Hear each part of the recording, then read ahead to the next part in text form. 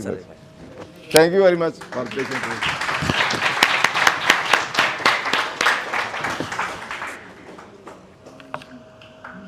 Rajanpur district bar के सदर governor Jamal साहब के ऑफिस से गवर्नर उसामा तशरीफ़ लाए हैं, उनको खुश आमदीद करते हैं। बिहारी टैक्स बार से president Vehari tax bar Waseem Ashraf साहब तशरीफ़ लाए हैं, खुश आमदीद करते हैं। सबका general secretary high court bar association Malak Sajjad Haider Metla साहब तशरीफ़ ले आए हैं, इनको खुश आमदीद करते हैं। और शेख अदनान मतलूब साहब तशरीफ़ लाए हैं, इनको भी हम खुश आमदीद करते हैं। अब नेक्स्ट टॉपिक हमारा सेक्शन 7 ही है, बहुत ही हॉट टॉपिक है। और मैं जो अपनी ज़ाती राय है कि जनाब स्पीकर की इजाज़त से, क्योंकि आपका ये टॉपिक है, मैं तो सिर्फ एक अपनी राय देना चाह रहा हूँ कि ये पंजाब में सस्पेंड हुआ है, ख़त्म नहीं हुआ। ख़त्म हो ज़रूर गया है, लेकिन किसी वक्त भी दोबारा रे आ सकता है। ICA का फ़ैसला अगर आता है, सुप्रीम कोर्ट से फ़ैसला आता है, तो फिर बचने का रास्ता नहीं रहेगा आपके पास। प्लानिंग आज से ही करनी है हमने। जो भी एक्सक्लूजन्स हैं, जो डिक्लेरेशंस हैं, अगर आज से ही आप उस पर वर्किंग करेंगे और उसके पीछे अपनी एक फीडबैक रखेंगे, तो उसके बाद अगर एक बार भी सुप्रीम कोर्ट से ICA से फैसला आपके ख़िलाफ़ आ गया, तो फिर ये जनाब हमारे रीजनल टैक्स ऑफिस से भी मौजूद है, चीफ और LTO से भी मौजूद है। और इसमें एक जो गलत फहमी है ना, वो दूर कर लें। ये सिर्फ इंडिविजुअल पर नहीं है, AOP और कंपनी पर भी है। मुझे LTO के कंपनीज़ के लिए नोटिस आया, तो मैं एक दफ़ा तो पढ़ा ला को, मैंने कहा तो इंडिविजुअल के लिए है, लेकिन फिर मालूम होगा नहीं, ये इंडिविजुअल के लिए नहीं, जो कंपनी जिनके पास प्रॉपर्टीज़ हैं उन पर भी अप्लाई होता है। तो आपने उस पर वर्किंग अभी से करनी है, बैक एंड पर रखें, चाहे आप डिक्लेयर कर दें। अगर आप डिक्लेयर करने के बाद अगर 7 ही अल्लाह करे सुप्रीम कोर्ट से टैक्स पेयर के फेवर में हो जाए, तो इंशाल्लाह इन्फेक्चुअस हो जाएगी इन्फॉर्मेशन। अदरवाइज़ ये आपकी प्लानिंग, टैक्स प्लानिंग आपने आज से करनी है। और मैं इसी टॉपिक को, क्योंकि ये बड़ा हॉट टॉपिक है और हमारा जो मैक्सिमम जो आज पार्टिसिपेशन है वो इसी टॉपिक के लिए ही अपने सवालों के लिए मौजूद है। तो मैं जनाब एहसन विरिक साहब से, जो कि चैनल इनका पाकिस्तान टैक्स चैनल है, उसके होस्ट भी हैं, और सुखेरा साहब उसके चेयरमैन हैं। इनकी 200 से ज़्यादा वीडियोस यूट्यूब पर मौजूद हैं, और आप अगर देखें तो बहुत ही रिनाउंड और लर्नड पर्सनैलिटीज़ हैं। इनको मैं दावत खिताब 7 पर देता हूँ, तालियों के साथ।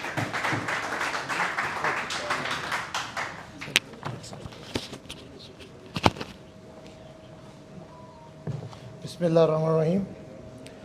सबसे पहले मैं शुक्रगुज़ार हूँ Mohammad Mohsin Virk sahab, member judicial ATIR, madam Nabila Farhan Baig, chief commissioner LTO, हमारे sir Ishtiaq Ahmed Khan sahab, chief commissioner RTO, मोहतरम खादम मेतला साहब, प्रेसिडेंट मुल्तान टैक्स बार, मोहतरम इमरान गाजी साहब, general secretary Multan tax bar Younus Ghazi साहब, मेरे तमाम सीनियर्स, तमाम भाई जिन्होंने आज मुझे यहाँ पे जो ख़ताब करने का, आपसे कुछ बात करने का मौका दिया। मैं इमरान गाजी साहब की बात को थोड़ा सा मुख्तलिफ तरीके से आगे बढ़ाऊँगा। फ़ाइनेंस एक्ट 2022 के अंदर 2 सेक्शन मुतारिफ़ हुए थे, एक सेक्शन 7E और सेक्शन 4C। अब 4C सेक्शन को अगर आप देखेंगे तो ये शायद लेस दैन 1% लोग हैं, ये पॉइंट्स में शायद वो चले जाएं जिनके ऊपर 4C अप्लाई होना है और उनकी कम्प्लिकेशन चीज़ें अकॉर्डिंगली होनी है।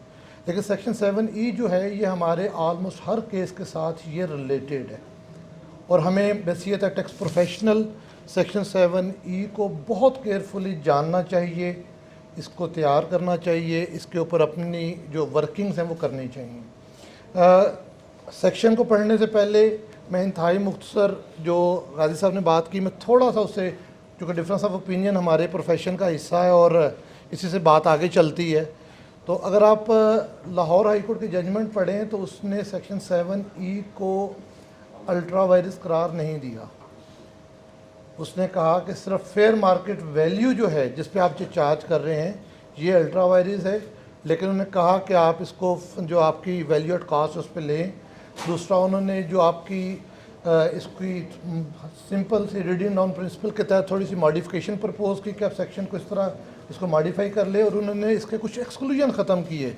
तो उन्होंने इसको जो है वो स्ट्रक डाउन नहीं किया, इसलिए मेरी हम्बल ओपिनियन में तमाम जो मेरे टैक्स प्रोफेशनल्स हैं पंजाब से स्पेशली जो हम डील कर रहे हैं, तो हमें एक at least value at cost according to Lahore high court judgment अपने 7E को फिल करना चाहिए, उसकी प्लानिंग करनी चाहिए।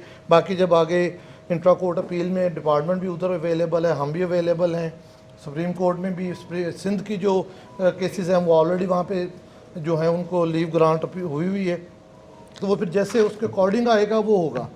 सबसे पहले मैं क्योंकि खाना शायद मैं ही अब हायल रह गया हूँ, तो इसलिए मैं इसको कोशिश करूँगा कि थोड़े वक्त में, लेकिन थोड़ा जामिया टर्मिनोलॉजी की मैं बहुत ज़्यादा उसकी एक्सप्लेनेशन नहीं करूँगा। सारे चूँकि टैक्स कंसल्टेंट्स हैं और वो टर्मिनोलॉजीज़ को जो हमारी टैक्स की रेलिवेंट है वो समझते हैं। सबसे पहले फाइनेंस एक्ट 7E जब 2022 में आया, tax on deemed income, deem पहला वर्ड जो सब समझते हैं कि डीमिंग प्रोविजन ऐसी प्रोविजन होती है जो अकॉर्डिंग टू फैक्ट्स तो नहीं होती, एक्चुअल नहीं होती, लेकिन लॉ उसको डीमिंग अपने डिवाइस के ज़रिए किसी चीज़ को अपने पर्पस के लिए उसको एंटर कर लेता है कि जी आप चाहे ये एक माइक है लेकिन लॉ कहता है जी ये मोबाइल है तो हम इसको मोबाइल ही पढ़ेंगे। जब डीमिंग कर लिया गया तो उसका मतलब ये है कि अब वो वैसे ही पढ़ा जाएगा कि जैसे लॉ में उसको डीमिंग कहा गया।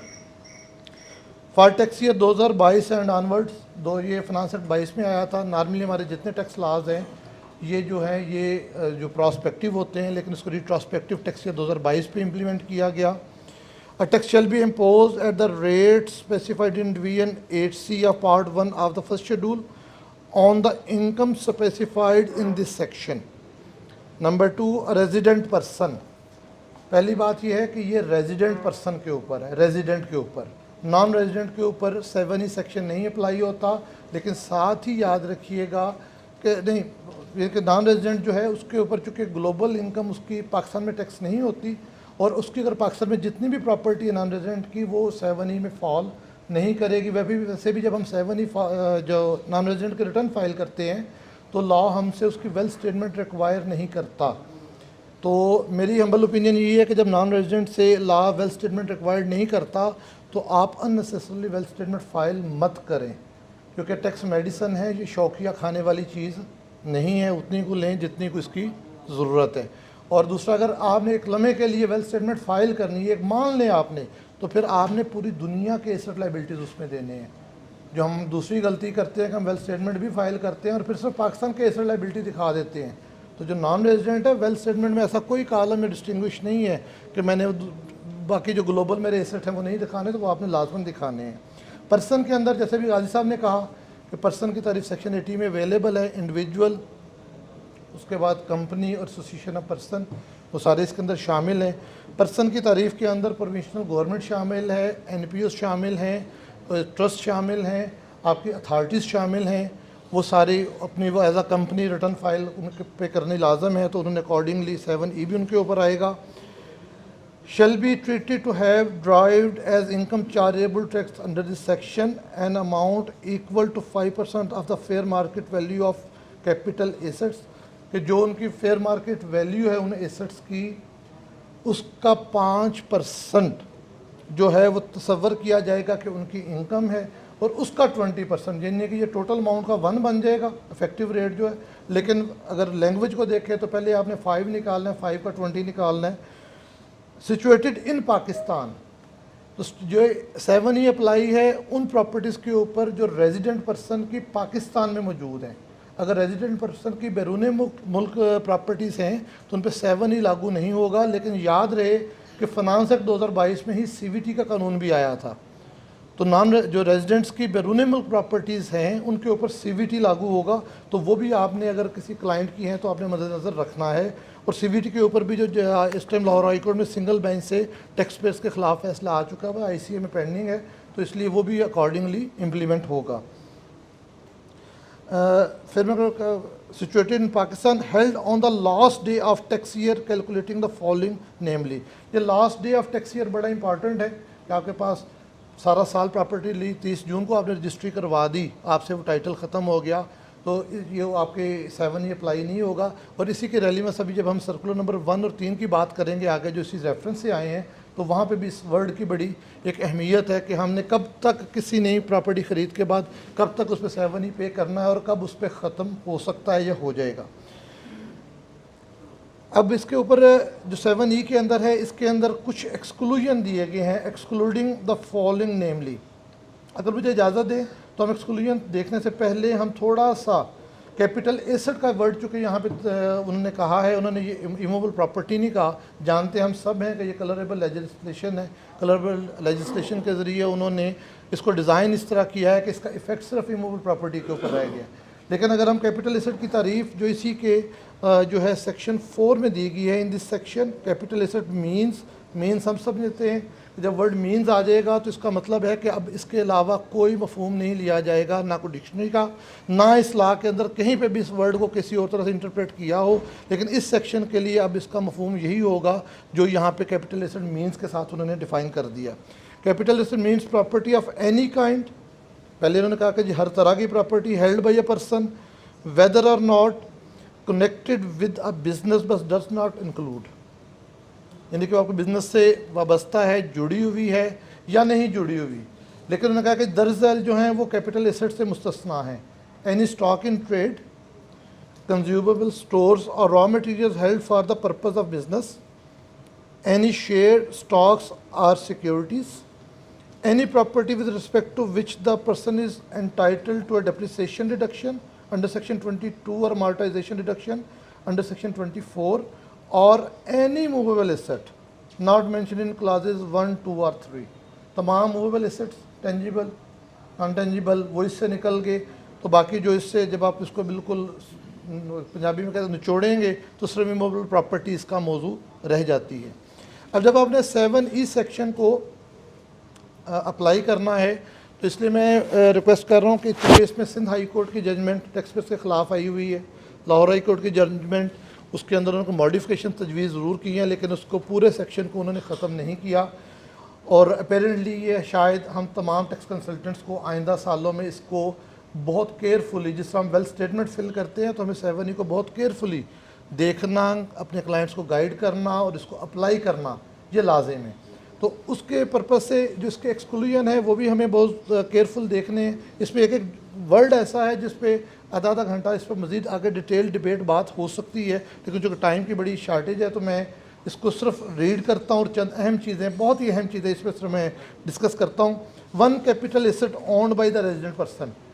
बहुत सारे दोस्त सवाल करते हैं कि जी 1 कैपिटल एसेट मैंने अपना घर डाल दिया, यहाँ पे घर मत डाल लें, पहले आप अपने सारे एक्सक्लूजन अप्लाई करें A to Z जो इसके अलावा आपको अवेलेबल है, उसके बाद जो प्रॉपर्टीज़ बच जाएं उनमें से हाईएस्ट 1 कैपिटल एसेट में लें। इस 1 कैपिटल एसेट में उसने कतई नहीं कहा कि ये बिज़नेस की हो, ये रेजिडेंशियल हो, ये कमर्शियल हो, आप किसी भी किस्म की अपनी प्रॉपर्टी चाहे 10 अरब रुपए की है वो एक 1 कैपिटल एसेट में एक्सक्लूड करवा सकते हैं और उस पर कोई 7E अप्लाई नहीं होना। इसलिए बाकी एक्सक्लूजन पहले अप्लाई करें, जो बाकी बच जाए उसके अंदर से जो टॉप ऑफ द लिस्ट है उसके ऊपर ये 1 कैपिटल एसेट अप्लाई करें और फिर बाकी वो जो 2.5 करोड़ की लिमिट है और बाकी चीज़ें हैं उसके अकॉर्डिंगली चले। तो ऐसा ना हो कि आप 5 मरले का घर तो वहाँ पे लिख लें 1 कैपिटल एसेट में और अपना जो 4 करोड़ की प्रॉपर्टी प्लाट था DHA का वो भूल जाएं, वो कल को पता चले कि 7E के अंदर हिट हो गया। तो अपनी प्लानिंग को ज़रूर इसमें वुसअत के साथ रखें। 1 capital asset self owned business premises from where the business is carried out by the persons appearing on the active tax bill list at any time during the year।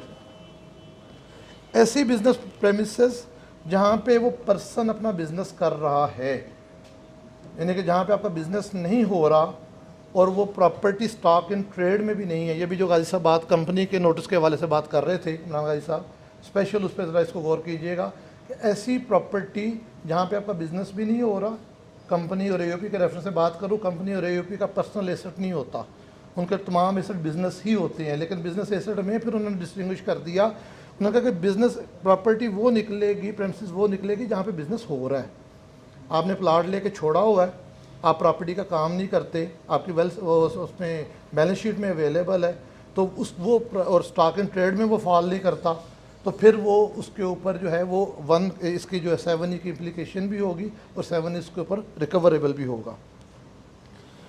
उसके बाद self owned agriculture land where agriculture activities carried out by person. अभी ये बनफ़से ही अभी agriculture का सवाल हो रहा था, वो और कंटेक्स्ट में था, लेकिन अगर आप देखें तो कैरिड आउट बाई पर्सन जो तो बंदा ज़ाती ज़मीन ज़री इस्तेमाल कर रहा है उसको तो एक्सक्लूजन मिलेगा, लेकिन जो बंदा अपनी ज़मीन जिसने ठेके पे दी हुई है तो ये भी अभी शायद लॉ डेवलप होगा तो पता चलेगा कि वो ज़मीन कहाँ जाती है। चूँकि वर्ड है, मैं फिर दोहरा देता हूँ, सारे चूँकि टैक्स कंसल्टेंट्स सीनियर दोस्त बैठे हैं। सेल्फ ओन्ड एग्रीकल्चर लैंड आपकी ज़ाती हो, where agriculture activities carried out, वहाँ पे एग्रीकल्चर का काम हो रहा है बाई पर्सन से मुराद वही होगा जो 7 जिस पर्सन का रेफरेंस से आप सारी बात कर रहे हैं। तो ये जो ठेके वाली प्रॉपर्टीज़ हैं ये भी कल को इस पर लेकिन मज़ीद सीनियर्स की राय भी आएगी और लॉ डेवलप भी इसके ऊपर होगा कि क्या होता है। Capital is allotted to a shaheed or dependent of a shaheed belonging to Pakistan arm forces, a person or dependent of the person who dies while in the service of Pakistan Armed Forces, a war wounded person, an ex-serviceman। लेकिन इसके ऊपर हमने कहा कि जिसको direct allot हुआ हो being original allotee of the capital asset और duly certified by the allotment authority, और इसी को भी सर्कुलर नंबर 3 में इन्हीं अल्फाज को वहाँ पे इनकॉर्पोरेट भी किया गया है इस एक्सक्लूजन के लिए। Any property from which income is chargeable to tax under the ordinance and tax leviable is paid thereon। इस सेक्शन को ज़रूर से देखें, शायद ये मेन रीज़न है सेक्शन 7E की कि लोगों के पास प्रॉपर्टीज़ थी, इनकम थी, कंसीलमेंट थी, लोग ना रेंट शो कर रहे थे ना उनके कोई दीगर इनकम शो कर रहे थे, तो उनको शायद टैक्स नेट में लाने के लिए वो ये 7E को डिज़ाइन डेवलप किया गया। तो आप अपनी जो वो प्रॉपर्टी जिन पे आपको रेंट मिल रहा है, वो प्रॉपर्टीज़ जिन पे के ऊपर आपके पास दीगर इनमें कोई ऐसी इनकम है जो इस ऑर्डिनेंस में चार्जेबल है और वो लेस देन है, उसका टैक्स लेस देन है 7E से, तो आप वो अपनी इनकम जो चार्जेबल है वो डिक्लेयर करें, उसका टैक्स पे करें, तो आप वो एक छोट 100 प्रॉपर्टी के ऊपर भी इसका एक्सक्लूजन ले सकते हैं। Capital asset in the first tax year of acquisition where tax under section 236K has been paid. ऐसा साल मैंने 1 जुलाई 2022 को मैंने नई प्रॉपर्टी ख़रीदी, 236K पे हो गया। तो जब मैं 2023 की रिटर्न फाइल करूंगा, चूँकि 1 जुलाई 2022 की रिटर्न जो है वो टैक्स ईयर 2023 है, 23 की रिटर्न फाइल करूंगा तो मुझे उस प्रॉपर्टी पे 7E नहीं देना। अब इशू क्या आ रहा है जिसमें साथ साथ हम चूँकि जनरल बातें कर लेते हैं बजाय उसको प्रॉपर फिर एक वर्ड टू वर्ड पढ़ने के। सर्कुलर नंबर 3 के अंदर जिन दोस्तों ने पढ़ा हुआ है उसके अंदर 2 एग्जाम्पल्स दी गई हैं।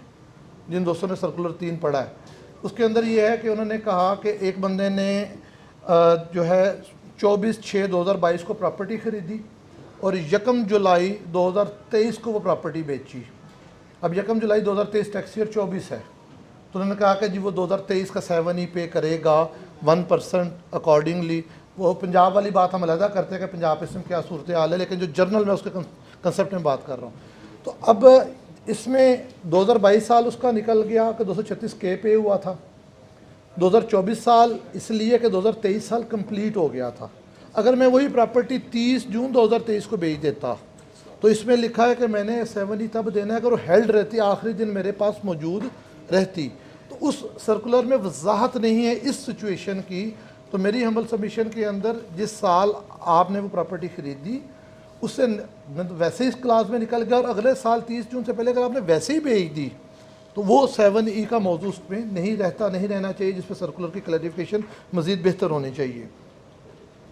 Where the fair market value of the capital asset in aggregate excluding the capital asset mention in class A, B, C, D, E and F does not exceed ₹25 million. सारे एक्सक्लूजन निकालने के बाद भी अगर आपकी बाकी मानदा प्रॉपर्टीज़ की value अगर 2.5 करोड़ से ऊपर नहीं जाती तो आप 7E पे नहीं करेंगे। लेकिन ये भी सवाल है कि अगर 2.5 करोड़, 2 करोड़ 50 लाख 1,000 रुपया हो गया तो फिर टोटल अमाउंट पे लगेगा, फिर 1,000 पे नहीं लगेगा, फिर वो सारे अमाउंट पे वो लगेगा। Capital asset owned by a provincial government और अ लोकल गवर्नमेंट, क्योंकि ये प्रोविंशियल गवर्नमेंट और लोकल गवर्नमेंट दोनों कंपनी की तारीफ में सेक्शन 80 में मौजूद हैं। तो यहाँ पे अलहदा से इनको एक्सक्लूजन दे दिया गया कि इनकी प्रॉपर्टी किसी भी पर्पज़ के लिए है तो इसका मौजू हिस्सा नहीं रहेगा। Capital asset owned by a local authority, a development authority, builder and development for land development and construction subject to the condition that such person are registered with director general of designated non financial business and professions. अब यहाँ पे ये लिखा हुआ है कि जो हमारी लोकल अथॉरिटीज़ हैं, जिस तरह यहाँ पे आपकी मुल्तान डेवलपमेंट अथॉरिटी होगी, मुल्तान डेवलपमेंट अथॉरिटी मैडम के पास केस होगा, मुल्तान डेवलपमेंट अथॉरिटी का जो है उसके अंदर तब उसको एक्सक्लूजन मिलेगा जब वो DNFBP रजिस्टर्ड होगी। अगर वो DNFBP रजिस्टर्ड नहीं है तो उसके भी अकॉर्डिंगली 7 उसके ऊपर अप्लाई होगा। लेकिन इसके अंदर एक बहुत बड़ा अभी एक खला है, बहुत सारी गवर्नमेंट अथॉरिटीज़ ऐसी हैं जो DNFBP का मौजू नहीं है। मसलन अगर PHA मुल्तान होगा तो PHA मुल्तान का DNFBP से कोई तल्लक नहीं है, वासा मुल्तान होगा तो वासा मुल्तान का कोई DNFBP से तल्लक नहीं है, लेकिन वो एक अथॉरिटी है, काम सारा उसका गवर्नमेंट का है। तो उस तरह की क्लैरिफिकेशन की शायद अभी बाकी ज़रूरत रहे, लेकिन उनको कहा। दूसरा, इसके अंदर जो सर्कुलर नंबर 3 के साथ अगर जिन दोस्तों ने पढ़ा, एक इजाफी लफ्ज़ भी वहाँ पे सर्कुलर में ऐड कर दिए गए हैं। उन्होंने क्या कहा जी कि वो DNFBP भी हो और वो अपना उस प्लाट या उस एरिया जिसको वो सेल कर रहा है डेवलप करने का या उसको कंस्ट्रक्ट करने का जो रजिस्ट्रेशन अथॉरिटी है उसके उससे वो सर्टिफिकेट लेके भी प्रोवाइड करे कि मैंने प्लाट लेके प्लाट नहीं बेचा, या तो मैंने ज़मीन लेके प्लाट डेवलपमेंट करके और अकॉर्डिंगली उसको बेचा है, या मैंने प्लाट लेके उसके ऊपर प्लाजा चीज़ बना के बिल्डिंग बना के उसकी फिनिशिंग यानी कि उसको डेवलप करके या उसकी कंस्ट्रक्शन करके बेचा। तो सर्कुलर नंबर 3 में ये भी अल्फाज ऐड किए गए हैं कि अगर वो ये 2 सबूत मुहैया कर देता है तो फिर वो डायरेक्ट अथॉरिटी से जाके वो अपनी ट्रांसफ़र 236(2)A के रेफरेंस से बात है उसमें तो वो करवा सकता है। तो वो भी उसके ऊपर है। इस फाइनेंस एक्ट 2023 में इसके अंदर एक नया प्रोवाइजो ऐड हुआ, provided that the exclusions mentioned at clauses A, C, F and G of this subsection shall not apply in case of a person not appearing in the active taxpayer list other than person covered in rule 2 of the 10th schedule। कि जो known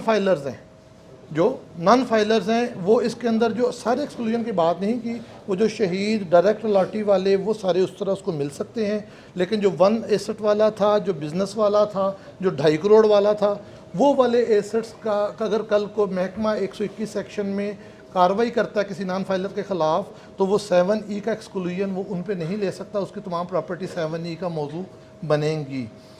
the federal government में include और exclude वो कर सकते हैं। Capital asset की तारीफ हम पढ़ चुके हैं। फार्म हाउस को इसके अंदर एग्रीकल्चर लैंड से ज़रा अलहदा किया है कि एक तारीफ मौजूद है। तो इसके हवाले से एक फाइनेंस एक्ट 2023 के अंदर सेक्शन 236(c)(2)A के अंदर एक नया सबसेक्शन इंसर्ट किया गया जो जिसने असल में हम टैक्स पेयर्स को 7E पढ़ा दिया है। पिछले साल तो शायद हम भूले रहे कि पता नहीं ये भी कुछ आया है कि नहीं आया।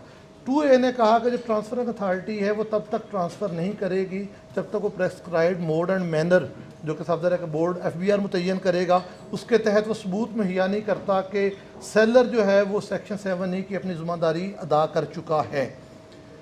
अब पहली बात तो मैं बड़ी हम्बल मेरे दोनों सीनियर्स मेरे सामने हैं। प्रेस्क्राइब्ड को सेक्शन 2 सबसेक्शन 44 में डिफ़ाइन किया गया है इनकम टैक्स ऑर्डिनेंस में।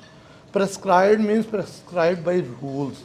तो ये जो दोनों सर्कुलर हैं ये लीगली आज भी प्रेस्क्राइब्ड की तारीफ पे पूरा नहीं उतरते, लेकिन चूँकि काम चलाना है, सारी दुनिया मान रही है, हम भी मान लेते हैं, लेकिन ये रूल्स के तहत इसका प्रेस्क्राइब्ड आना चाहिए। सर्कुलर प्रेस्क्राइब्ड की तारीफ में पूरा नहीं उतरते अकॉर्डिंग टू लॉ। तो रूल्स के अंदर पहले सर्कुलर नंबर 1 आया, उसने 3 कैटेगरीज की।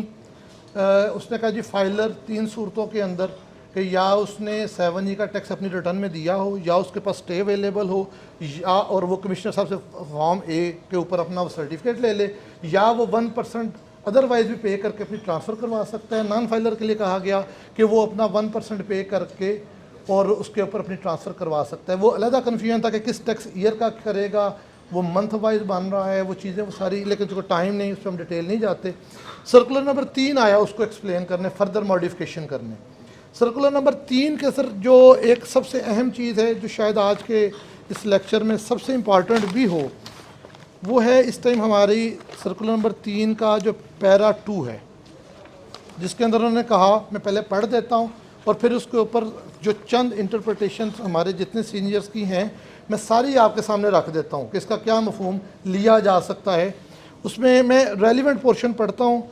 It is clarified that contents of this circular will not apply, ये सर्कुलर नंबर 1 की बात हो रही है, will not apply in cases falling in the jurisdiction of the Honorable Lahore High Court with reference to the judgment in writ petition number 52559 of 2022 dated 6/4/2023, unless a such judgment is reversed, suspended or vacated in an intra-court appeal or by the Honorable Supreme Court of Pakistan। अब इन्होंने कहा कि जी circular number 1 जो है वो cases जो इसमें mention किए गए इस पैरा में उन पे अप्लाई नहीं होगा। अब अगर सर्कुलर नंबर 1 सर एप्लीकेबल नहीं रहता तो फिर तो आज के दिन 236C(2)A के लिए तो पंजाब के लिए तो कुछ भी प्रेस्क्राइब नहीं है। आपने तो स्पेस वेकेंट कर दी एक दफ़ा जो आपने प्रेस्क्राइब किया अपने तहीं, इसके तहत तो एक ये भी इंटरप्रिटेशन हो सकती है कि वो तो बिल्कुल ही वेकेंट होगी, लेकिन हम नहीं मानते, हम वो मानते हैं जिससे चले कुछ सहूलत निकले कि जिसके ज़रिए आपने सहूलत पैदा की है। तो सर इसमें सबसे अहम जो वर्ड है वो केसेस है। ये जो केसेस हैं ये कौन से केसेस हैं? एक इंटरप्रिटेशन इसकी ये है कि इन केसेस से मुराद पंजाब की प्रॉपर्टी है। दूसरी इंटरप्रिटेशन इसकी ये है कि इन केसेस से मुराद पंजाब के टैक्स पेयर्स हैं, क्योंकि 7 ही इनकम पर टैक्स है, प्रॉपर्टी पर टैक्स नहीं है। तीसरी इंटरप्रिटेशन ये है कि इन केसेस से मुराद पंजाब की ट्रांसफरिंग अथॉरिटीज़ हैं, क्योंकि लाहौर हाई कोर्ट की जजमेंट जो है वो पंजाब की ट्रांसफरिंग अथॉरिटीज़ पे एप्लीकेबल है। अब वो कसे बाशिद कोयटा का बंदा आए, पेशावर का बंदा आए, लेकिन जो पंजाब की ट्रांसफरिंग अथॉरिटीज़ हैं वो पाबंद हैं इस बात की कि वो लाहौर हाई कोर्ट की जजमेंट को फॉलो करें। चौथी इंटरप्रिटेशन ये है कि इन केसेस से मुराद सिर्फ वो लोग हैं जो इस रिट पिटीशन में पार्टी हैं। ये 4 इंटरप्रिटेशन इस टाइम अवेलेबल हैं जिनके ऊपर एक लंबी डिबेट और मुख्तलिफ एंगल से हो सकती है, लेकिन इस पर बोर्ड को मैं गुजारिश करूँगा कि प्रॉपर क्लैरिफाई, बजाय हम इस पर टाइम ज़ाया करें। इन 4 इंटरप्रिटेशन में जो बोर्ड समझता है, FBR समझता है, फॉर्म में हम पहले भी ले रहे थे, चीज़ें चल रही थी, लेकिन जो क्लैरिफिकेशन है वो क्लैरिटी से दी जानी चाहिए ताकि ना कल को अथॉरिटी सफ़र करे, ना डिपार्टमेंट सफ़र करे, ना रेवेन्यू सफ़र करे। तो इसको ज़रूर देखेगा। ये चारों इंटरप्रिटेशन इस वर्ड केसेस के ऊपर अवेलेबल हैं। दूसरा सर्कुलर नंबर 3 के अंदर जो एक्सक्लूजन्स वाला पोर्शन था 236C(K) वाला, बिल्डर डेवलपर वाला, उसके अंदर जो आपके थे जो डायरेक्ट अलाटीज़ वाला, जो आपके जो इसमें एक्सक्लूजन उनकी हद तक डायरेक्ट भी उनको दे दिया गया कि जी आप खुद सबूत लें और ख़ुद सबूत लेने के बाद कमिश्नर के फॉर्म ए के बगैर आप इसकी ट्रांसफ़र कर दें। तो इसी के साथ उसमें ये भी कहा गया कि जो ट्रांसफ़र अथॉरिटीज़ हैं हर 7 दिन बाद जिसकी जुरिडिक्शन में वो सेलर फाल करता था उसको वो रिपोर्ट भेजेंगे डॉक्यूमेंट। तो ये भी एक बहुत बड़ा इशू है कि एक अथॉरिटी के पास पूरे पाकिस्तान भर से जैसे DHA में, LDA में, MTBA में जो लोग आते हैं, तो क्या वो पाकिस्तान के 30 जो RTOs हैं वो उनको रिपोर्ट करेंगे? उनको तो रिपोर्ट अपने रेलिवेंट चीफ कमिश्नर को कर देना चाहिए और वो आगे जिधर वो भेजना चाहें सो भेजें। एक तो उस पर टाइम वीकली रखा गया, जिस तरह आप जानते हैं हम विदहोल्डिंग स्टेटमेंट फ़ाइल करते हैं, तो शायद स्टेटमेंट्स का कोई इतना फ़ायदा आज तक मुझे रेवेन्यू के अतबार से नज़र नहीं आया, लेकिन एक हैसल है। तो अब यहाँ पे भी 7 दिन के अंदर मेरे ऊपर रिपोर्टिंग मुझे कह दिया गया कि जी आपने बस ये ट्रांसफर अथॉरिटी देना है, तो उसके अकॉर्डिंगली जो है वो भी एक इसके अंदर बहुत बड़ा इशू है। नॉन फाइलर के अतबार से इसमें कोई चेंज नहीं थी आई, वो वही है कि वो 1% पे करके, क्योंकि अब फाइलर देगा, अगर मैंने अकॉर्डिंग टू लॉ चलना है तो मैंने 2022 का भी 7 ही देना है, मैंने 2023 का भी 7 ही देना है, और नॉन फाइलर सिर्फ 1% दे के निकल जाएगा, जैसे कि हमेशा से वो फ़ायदे में रहता है हमसे। ठीक है, तो ये सर इस पर मैं क्योंकि चीज़ें खाना बिल्कुल उसमें है तैयार, तो इस पर आपको क्वेश्चन आंसर है तो कर लेते हैं। इस पर एक बात पे आगे भी कई बात हो सकती है, लेकिन इसमें 7E सर्कुलर 1 सर्कुलर 3 पे कोई क्वेश्चन आंसर है तो उस पर मुझे हुक्म कर दें, मैं उस पर जैसे DHA की हैं या जी वो फाइल्स उसके पास हैं और उसकी वैल्यूएशन कैसे होगी? फाइल्स के ऊपर अगर एक है लॉ को मैं अगर प्रैक्टिकल कहूँ तो लॉ खामोश है, लेकिन जो हमारी टोटल मेरे सारे दोस्त मेरी तायद करेंगे, फाइल्स को हम हमेशा से इमूवेबल की कैटेगरी में गिनते आए हैं, इमूवेबल में शो करते आए हैं, इमूवेबल के अकॉर्डिंग हम उसका गेन रिकग्नाइज़ करते आए हैं। अगर आप इसको इमूवेबल नहीं मानेंगे तो आज तक जितना फाइल्स पे हमने गेन रिकग्नाइज़ किया वो सारा इलीगल है। ठीक है, क्योंकि इस पर अगर आप अदरवाइज़ है कि आप फिर वो फाइल को इमूवेबल के कॉलम में डिक्लेयर नहीं करें, आप उसको एडवांसेस के साथ, एडवांस पेमेंट्स के साथ या मूवेबल के कॉलम में, चूँकि ये प्रैक्टिकल प्रॉब्लम है स्पेशली सर वहाँ पे जहाँ पे भी पोजेशन अवेलेबल नहीं है, क्योंकि ये तो इमूवेबल पे लगना है। तो लेकिन इस पर सर मंशा साहब ने एक लेक्चर में बड़ा खूबसूरत कहा था ना कि जिसका टाइटल इमूवल के लिए कल को वो उसने होना तो उसको इमूवल में ही वो कंसीडर किया जाना चाहिए। और हम प्रैक्टिकली, हैबिचुअली, हिस्टोरिकली हम सारे टैक्स कंसल्टेंट्स इस 7E से पहले उसको इमूवल में दिखाते आ रहे हैं, उसका गेन भी रिकग्नाइज करते आ रहे हैं। जी सर। वो ऐसा ही है कि जैसे किसी के पास अभी पोजेशन नहीं मिला उसे जी। और उसको टाइटल डॉक्यूमेंट्स आ गए हैं सारे, तो उस सूरत में कैसे उसकी वैल्यूएशन करें? नहीं, उस पर तो इस टाइम दो चीज़ें हैं ना, एक है value at cost, value at cost वो है जो उस फाइल के लिए आपने पे की है। एक है फेयर मार्केट वैल्यू, वो सेक्शन 68, 4 और 5 के रेफरेंस से मिनिमम वो है जो FBR की वैल्यू है। अगर वो FBR की वैल्यू को आप लेंगे तो अकॉर्डिंगली वैल्यू एट कॉस्ट जो आपने एक्चुअल उस फाइल के लिए पे किया है तो वो लेंगे। अब आप लाहौर हाई कोर्ट के जजमेंट को फॉलो करेंगे तो वैल्यू एट कॉस्ट ले लें। अगर सेक्शन 7E को प्लेन फॉलो करना है तो फिर फेयर मार्केट वैल्यू ले लें। फेयर मार्केट वैल्यू तो हो नहीं सकती ना, वो तो उसे पता ही नहीं अभी तो। नहीं, वो हर जगह पे गवर्नमेंट के रेट्स नोटिफाइड हैं। जहाँ पे FBR का रेट नोटिफाइड नहीं वहाँ पे DC रेट नोटिफाइड लाजमन है, और दोनों में से जो हायर है वो फॉलो होना है। जी, FBR तो हर बड़े शहर में है, किसी में हो भी। जी 7E पे सर किसी दोस्त का सवाल।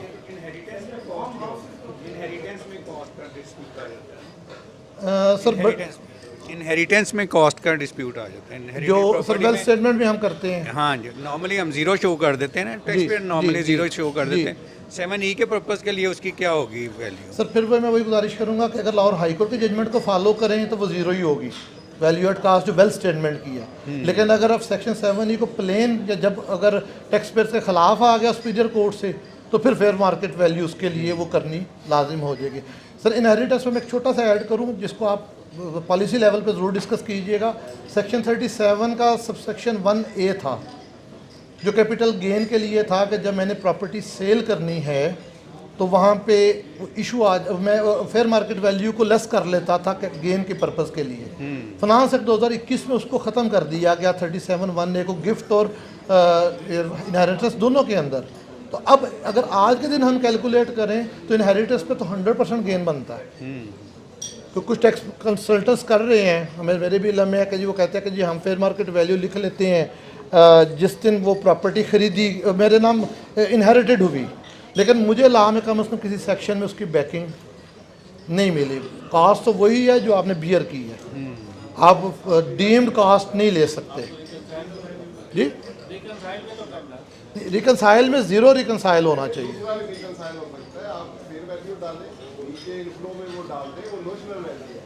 अच्छा, एक इस जजमेंट में और ज़रा इंटरेस्टिंग चीज़ है कि जहाँ पे आप एक चीज़ को डिस्क्रिमिनेटरी कर देते हैं तो फिर लॉ को तो अल्ट्रा वायरस डिक्लेयर कर देना चाहिए। जी ये एक तरफ उन प्रोविजंस को कहते हैं कि ये डिस्क्रिमिनेटरी है जो नहीं होनी चाहिए, तो फिर हाई कोर्ट की जजमेंट को इम्प्लीमेंट करेंगे तो फिर उन पर भी टैक्स लगाएंगे।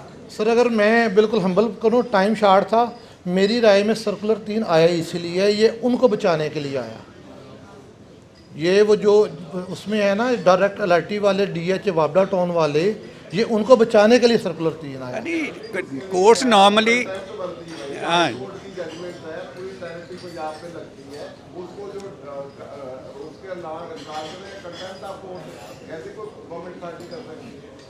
सर चूँकि बड़े हैं मैं उनकी बात को तो क्रॉस नहीं कर सकता। लेकिन ये कन्फ्यूजन है इनमें इंटरप्रिटेशन में कि नॉर्मली जिसके ऊपर टैक्स लगा होता है उसको रिलीफ देती है कोर्ट, ना कि जिसको रिलीफ दिया हो उसको भी टैक्स के अंदर ले आए। फिर दूसरा एक जजमेंट में ये एक बड़ा इन्होंने किया कि इनकम का वर्ड खत्म कर दिया, उन्होंने कहा टैक्स ऑन कैपिटल एसेट। ऐसे ही है सर। तो कैपिटल एसेट के ऊपर जब आप इनकम का वर्ड निकालेंगे तो इनकम टैक्स से तो वैसे ही आउट हो जाएगा। सर वो एक फिर तो आपको सेपरेट कैपिटल टैक्स के लिए तो आपका लॉ ही डिफरेंट बनाना चाहिए ना, हेड भी नहीं।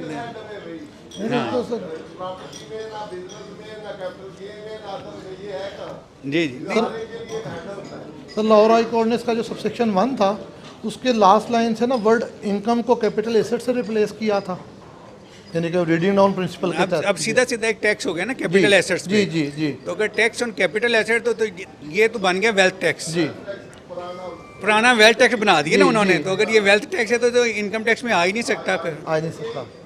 और इसके फिर रूल्स उसमें कैसे बन सकते हैं? तो ये बड़ी इसमें डायकोटमी इस जजमेंट में ना काफ़ी लैकुनाज उन्होंने छोड़ दी हैं। और फिर ये ये डोमेन नहीं है हाई कोर्ट का। लेजिस्लेटिव रीराइट करना लेजिस्लेशन का जो है ना, वो हाई कोर्ट की तरह सुप्रीम कोर्ट भी नहीं कर सकती, तो ये तो हाई कोर्ट ने कर दिया ना। सर वो तो अगर आप 4C पे इस्लामाबाद हाई कोर्ट जजमेंट आपने देखी होगी।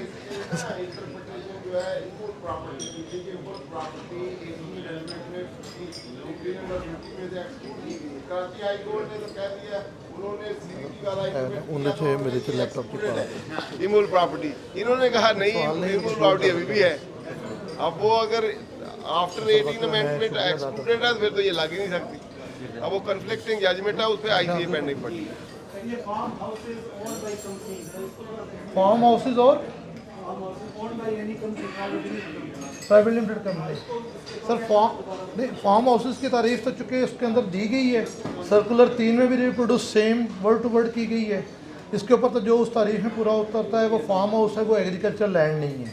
यानी कि बेसिकली वो एग्रीकल्चर, अब फार्म हाउस पे चाहे आप सब्जियां लगा लें, फल लगा लें, पौधे लगा लें, लेकिन वो जब वो फार्म हाउस की तारीफ में आ जाएगा तो वहाँ से निकल जाएगा। नहीं सर, तारीफ उसकी फिर पढ़ देते हैं ना। क्या जो प्रोविंशियल डोमेन है, फेडरल डोमेन, उसमें इंटर होके उसको अपने मुताबिक कर सकती है सर। वो तो हम हाई कोर्ट में गए हुए हैं, वो तो चीज़ें हाई कोर्ट, ये लॉ भी डेवलप होने वाला है, क्योंकि 40 इसका एक नुक्ता भी डेवलप होने वाला है। 40 नहीं है डेवलप में, 47 एंट्री जो है उसमें एग्रीकल्चर इनकम एक्सक्लूडेड है, उसमें इनकम फेडरेशन लगा ही नहीं सकती। अब डायरेक्टली या इनडायरेक्टली उसमें तो टैक्सेशन नहीं हो सकती। कंपनी के ऊपर जो आपने बात की तो मैं बड़ा हम्बल कर देता हूँ। कंपनी की आपकी 3 तरह की चीज़ें हो सकती हैं। कंपनी बिजनेस ही प्रॉपर्टी का करती है, प्रॉपर्टी का बिजनेस करेगी तो उसकी प्रॉपर्टी कहाँ पे आएगी? वो आएगी स्टॉक इन ट्रेड में। स्टॉक इन ट्रेड में आएगी, वो कैपिटल एसेट की तारीफ से निकल जाएगा। कैपिटल एसेट की तारीफ से निकल जाएगा तो 7 ही नहीं लगेगा।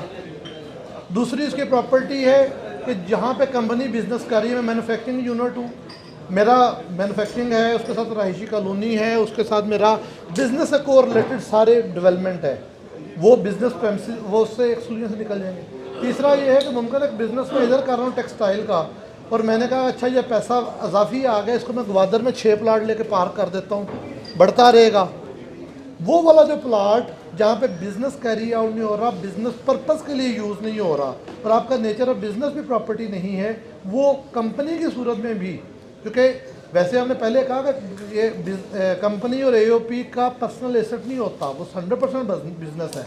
लेकिन बिजनेस के सिर्फ 2 एक्सक्लूजन है, या वो स्टॉक इन ट्रेड की सूरत में निकलेगा, या जहाँ बिजनेस कैरी आउट हो रहा है,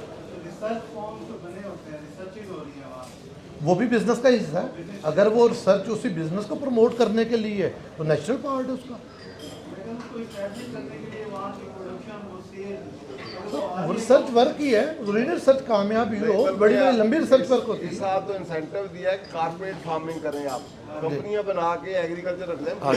सर गाजी साहब चूँकि मुझे पीछे से हुक्म कर रहे हैं कि अब इसको हम कंक्लूड करें। आप सबका बहुत शुक्रिया कि हमने आपको बड़ा तंग किया और आपने बड़ी हम्बल होकर हमारी बातें सुनी, बहुत शुक्रिया।